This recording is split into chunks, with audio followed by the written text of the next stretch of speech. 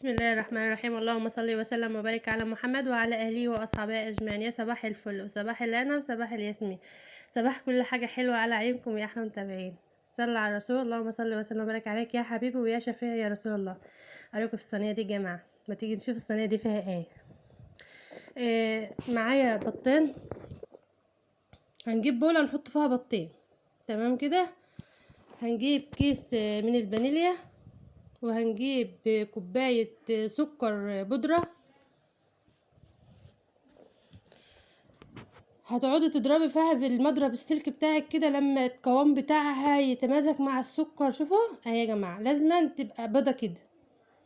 هنجيب معلقه من الخل، اهي معلقه واحده بس من الخل. على فكره يا جماعه والله العظيم طريقه سهله وتحفه وجميله وطعمها حكايه. هنحط رشه من الملح. هنا بقى حطيت معلقتين من النشا.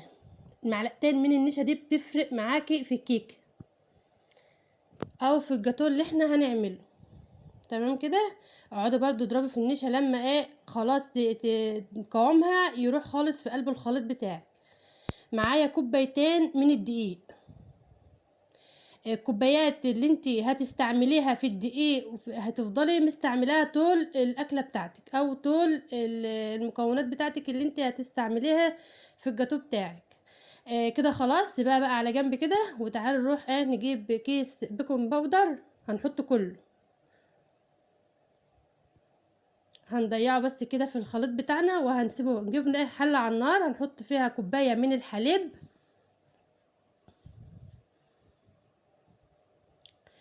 ونص كوبايه من الزيت. كوبايه من الحليب ونص كوبايه من الزيت، تمام كده. هنسيبهم بقى لما تحسي اللي هم هيغلوا. ساعه ما تحسي اللي هو هيغلوا كده زي ما انت شايفه كده اهو، هتقومي مطفيه النار. وهو سخن كده هتحطيه على الخليط اللي انت سايباه، حطيت عليه البيكنج باودر والدقيق وكل حاجه والبيض وكله اهو. هتفضلي بقى تقلبي فيه كده لما ما تخافيش من اي حاجه، ولا في تكتلات ولا في اي حاجه خالص. بسم الله ما شاء الله اللهم بارك. ما تخافيش، ما تقوليش ده هو السمن الزيت سخن واللبن سخن، ما تخافيش منه. معاك بقى كوبايه من الحليب او نص كوبايه من الحليب. هتشربي كده الكيكه بتاعتك. بس بعد ما تطلعاها من الفرن، هي تقعد نص ساعه في قلب الفرن. هتحطي بس اللبن عليها وهتسيبها لما تبرد. هجيبي كوبايتين من الحليب، 4 معالق من السكر المطحون او السكر البودر، وهتقلبي فيهم كده. هتجيبي معلقتين من الكاستر. معاكي معلقتين من الكاستر. متنسيش بقى يا حبيبه قلبي تعملي لايك وشير ومتابعه للقناه عشان يوصلك كل جديد. هتحطي معلقتين من الكاستر او 3 معالق من الكاستر او معلقتين من الكاستر. هنرفعهم كده على النار وهنقعد تقليب مستمر. هتفضلي تقلبي فيهم اهي. هفضل اقلب فيها لما القوام بتاعها يبقى عامل زي النشا، تمام كده. بقى انا هطفي النار عليها. كده انا هجيب شنطه اهيت، هغطي الخليط بتاعي علشان ما يعملش وش كده ويجلدع مني.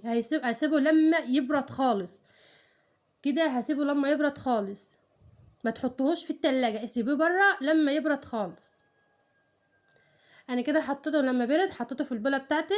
بتجيبي نص كوبايه من الميه السقعانه ونص كوبايه كريم شانتيه. هنضربهم كده مع بعض. صلى على الرسول. متنسيش تعملي لايك وشير ومتابعه القناه. هتقعدي تضربي كده فيه لما تحسي اللي هو لونه اتغير، ممكن اصفر هيبقى ابيض معاك وهيبقى ناعم معاك، تمام كده. الموضوع بسيط يا جماعه والله، وطعمه بصراحه بسم الله ما شاء الله اللهم بارك، كان طعمها تحفه.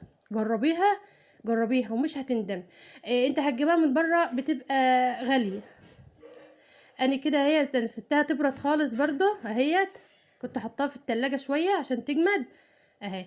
وهبدا اوزعها على الكيكه بتاعتي، تمام كده. وزعيها بقى بعد كده بقى تحطها في التلاجة. حطها في التلاجة بقى معايا كوبايه ميه عاديه يعني.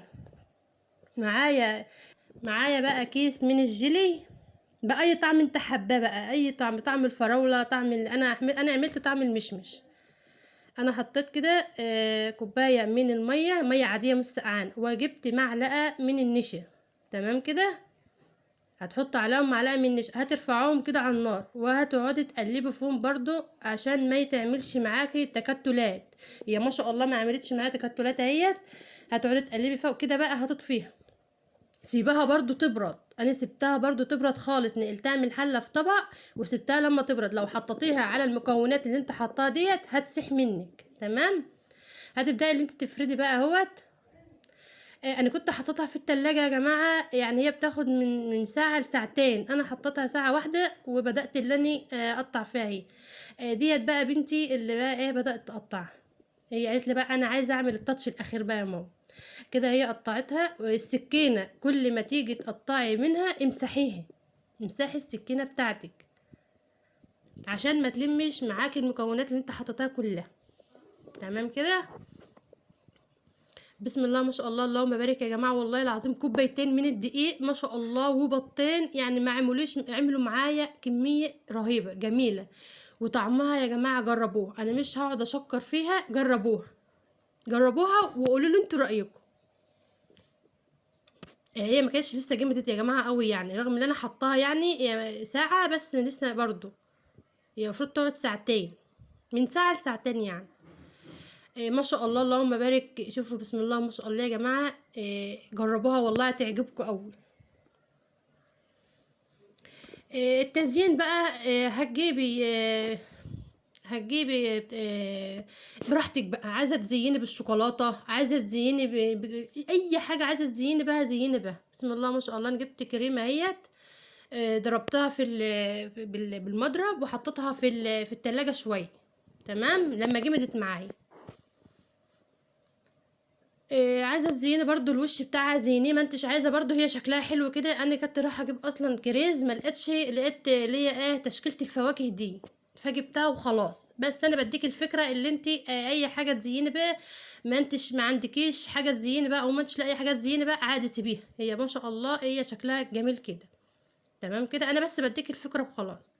بنتي هنا بقى جابت الشوكولاته وبدات تشكل فيها يا جماعه. شوفوا بقى، شوف راحه شمال يمينها، شوفوا عملت ازاي في الشوكولاته. عامله ازاي في الشوكولاته يا جماعه.